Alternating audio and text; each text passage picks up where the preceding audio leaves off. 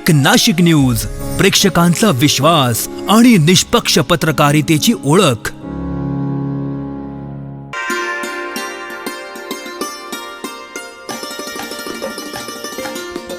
नाशिक महानगरपालिकेतील राष्ट्रवादीच्या गटनेतेपदी सीमा रंजन ठाकरे यांनी गटनेते कार्यालयात कामकाजाची औपचारिक सुरुवात केली आहे।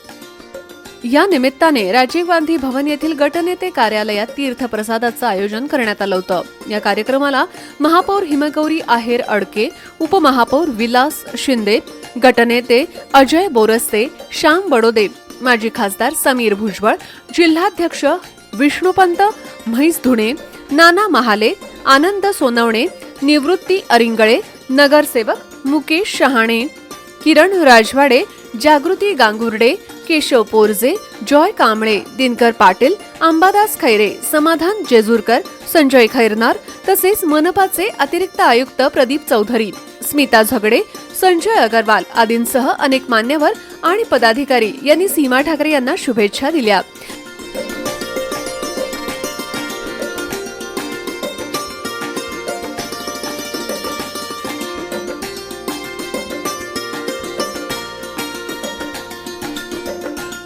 यावेळी बोलताना सीमा ठाकरे म्हणाल्या की स्वर्गीय अजितदादा पवार यांच्या आशीर्वादामुळे मला महापालिकेत गटनेता पदाची संधी मिळाली। दादा आज आपल्यात नसले तरी त्यांचे आशीर्वाद कायम पाठीशी आहेत। त्यांनी दिलेल्या संधीचं मी नक्की सोनं करेन आणि वेगळा ठसा उमटवत मायबाप जनतेची प्रामाणिकपणे सेवा करेन।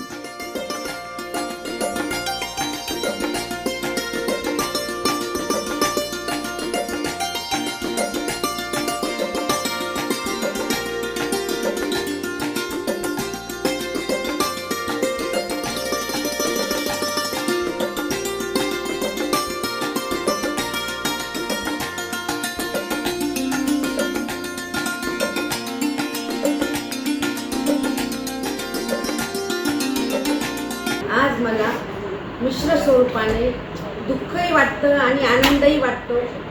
दादांनी माझ्यावर विश्वास ठेवून राष्ट्रवादी काँग्रेस पक्षाचं तिकीट देऊन निवडून आणले।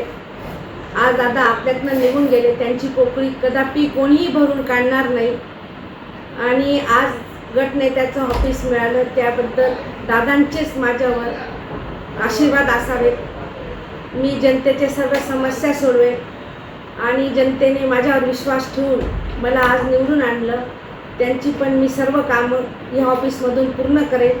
त्यानंतर सर्व अधिकारी वर्ग, सगळे नगरसेवक, सगळे मान्यवर, सगळा महापालिकेतला स्टाफ सर्व शब्दाला मान देऊन येथे आलात, त्यांची पण मी खूप खूप आभारी आहे। आणि सर्वांनी निवडून दिलेलं असल्यामुळे मी दादांच्या निवडून आल्यामुळे मी दादांच्या विश्वासाला कदापि तडा जाऊ देणार नाही, त्यांची पोकळी कदापि भरून निघणार नाही।